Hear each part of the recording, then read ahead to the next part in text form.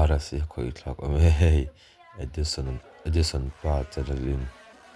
apreng flotling khop mai ama kal lo subscribe do edison pa channel ti in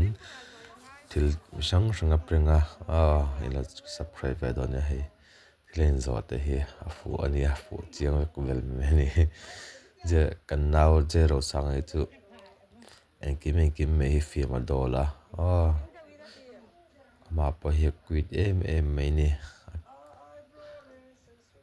adu zia te ti han bengong midela mo te ti han atok ring waka adu brand ti si ale ale apreng fu khop mai alim thei kan mai fu chiang te hi chu ama pa hi fu chiang nge mai preng lo tling brand ni bok